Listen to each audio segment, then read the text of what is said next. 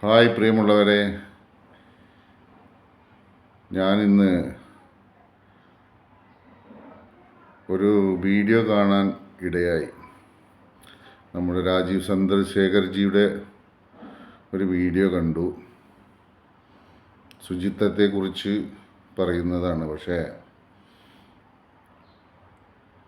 India രാജ്യത്ത് ഒരു സ്ഥലത്തല്ല, എവിടെയാണെങ്കിലും, ഏത് ജില്ലയിലാണെങ്കിലും, ഏത് സംസ്ഥാനത്താണെങ്കിലും നമ്മുടെ രാജ്യം വൃത്തിയുള്ളതും മറ്റു വിദേശികൾ വന്ന് കാണുമ്പോൾ നമ്മുടെ രാജ്യത്തെക്കുറിച്ച് അവരിവിടെ വന്ന് തിരിച്ചു പോകുമ്പോൾ നമ്മുടെ രാജ്യത്തെക്കുറിച്ച് നല്ലത് പറയണമെങ്കിൽ വൃത്തി എല്ലായിടത്തും നല്ല കാര്യം തന്നെയാണ്. പക്ഷേ ഒരു സ്ഥലത്തെക്കുറിച്ച് ഹൈലൈറ്റ് ചെയ്ത് പറയുമ്പോൾ മറ്റുള്ള ഭാഗങ്ങളിൽ വർഷങ്ങളായി ഇവരുടെയൊക്കെ കയ്യിലുള്ള സ്ഥലങ്ങൾ അത് ഏത് രൂപത്തിലാണ്, എങ്ങനെയാണെന്ന് വിലയിരുത്തി വേണം പറയാൻ. എന്ന് വെച്ച് മറ്റൊരു സ്ഥലത്ത് അങ്ങനെയാവുമ്പോൾ ഇവിടെ കേരളത്തിൽ വൃത്തി വേണ്ട എന്നല്ല പറയുന്നത്. എല്ലായിടത്തും ഒരുപോലെ ആയിരിക്കണം, ശുചിത്വമുള്ള സ്ഥലങ്ങളായിരിക്കണം എന്ന് തന്നെയാണ് എല്ലാവരും ആഗ്രഹിക്കുന്നത്. അപ്പോൾ ഞാൻ ഒരു വീഡിയോ നമ്മുടെ കേരളത്തിൽ നിന്ന് നമ്മുടെ ചന്ദ്രശേഖർജി പറയുന്നത്, അതും അതിന് കൂടെ വേറെ ഒരു വീഡിയോയും കൂടെ ഞാൻ വെക്കുന്നുണ്ട്. അപ്പോൾ രണ്ടും കൂടിയും ഒന്ന് താരതമ്യം ചെയ്തുകൊണ്ട് നമ്മൾ തന്നെ വിലയിരുത്തുക.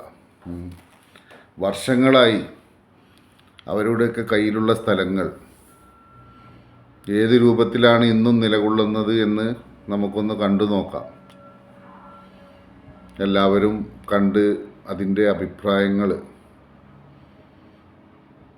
അറിയിക്കുക. കാരണം ഇത് എല്ലാവരും കണ്ട് വിലയിരുത്തുക. ഏത് രീതിയിലാണ്, എത്രയോ വർഷങ്ങളായി മറ്റുള്ളവർ ഈ പറയുന്ന ആളുകൾ നയിച്ചുകൊണ്ടിരിക്കുന്ന സ്ഥലങ്ങളിലുള്ള അവസ്ഥ എങ്ങനെയാണെന്നും ഒക്കെ എല്ലാവരും ഒന്ന് കണ്ടു വിലയിരുത്തുക. ഓക്കെ, ഭഗവാന്റെ പേര് ഞാൻ പറഞ്ഞു, ഇത് ഞങ്ങൾ മാറ്റും.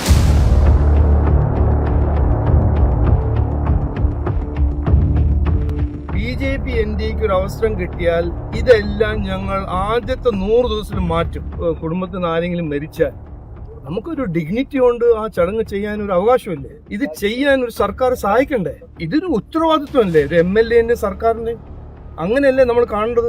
ഇത് കാണുമ്പോൾ നമുക്ക് എല്ലാവർക്കും ഒരു സങ്കടം തോന്നുന്നു. ഈ വിശ്വാസികൾക്ക് ഒരു ബലി ചെയ്യുന്ന ഒരു സ്ഥലമാണ്. അതിന് ആ ഒരു സംസ്കാരത്തിന് ചെയ്യാൻ കഴിയാത്തൊരു സ്ഥിതിയാണ് നമ്മൾ കാണുന്നത്. ഒരു കുറ്റകരമായ അനാസ്ഥയാണ്. ദേവസ്വം ബോർഡ് ഒരു ദല്ലാൽമാരുടെ ഒരു സംഘടനയായി മാറിയിട്ടുണ്ടെന്നാണ്. ഇതിലൊരു സംശയം ഉണ്ടാവാൻ പാടില്ല. ഇവിടെ നടക്കുന്നത് അഴിമതിയാണ്, കുറ്റകരമായ അനാസ്ഥയാണ്. ഇത് ഒന്നും ചെയ്യാൻ താല്പര്യമില്ല, കഴിവില്ലാത്ത ആൾക്കാരാണ് MLA മന്ത്രിയായിട്ടിരിക്കുന്നത്. ഈ ഇലക്ഷന്റെ സമയത്ത് വിവാദങ്ങൾ മാത്രം സൃഷ്ടിച്ച് നടക്കുന്ന ഈ രാഷ്ട്രീയക്കാരോട് ഞാൻ പറയാൻ ആഗ്രഹിക്കുന്നത്, ഇതിന്റെ കാലം കഴിഞ്ഞു.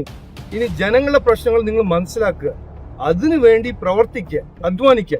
അതാണ് ഞങ്ങളുടെ രാഷ്ട്രീയം. അത് ഞങ്ങൾ ചെയ്യാൻ തയ്യാറാണ്.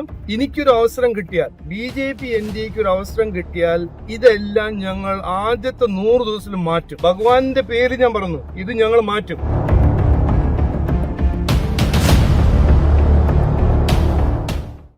फालतू की रील्स देख ली तो थोड़ा सा इंडिया की रियलिटी देख लो। एक फॉरेनर बंदा जब इंडिया में आता है तो वो सबसे पहले इंडिया को किस रूप में देखता है कि यहाँ के बच्चे जो है गंदे नदियों के पानी पी रहे हैं, पूरा गंदगी सब तरफ बिखरा हुआ है, यहाँ के लोग रोडों पे ऐसे सो रहे हैं, पूरे गंदगी में अनहाइजीनिक सा पूरा माहौल है, और यहाँ के जो पब्लिक टॉयलेट्स हैं, मतलब पब्लिक टॉयलेट है वो वहां के लोग यूज कर रहे हैं, और पूरी गंदगी मतलब उसमें भरी पड़ी है। भाई ये देखकर इसका माइंड ना पूरा शॉक्ड हो जाता है। मतलब इंडिया को ये रिप्रेजेंट जब जाएगा अपने देश में तो कैसे करेगा, पूरा यहाँ का वीडियो बनाता है। मैं यहाँ के लोगों से भी कहूंगा यार थोड़ी साफ सफाई रखो, इंडिया को ऐसे प्रेजेंट करवाओ ना कि लोग खुश हो देखकर।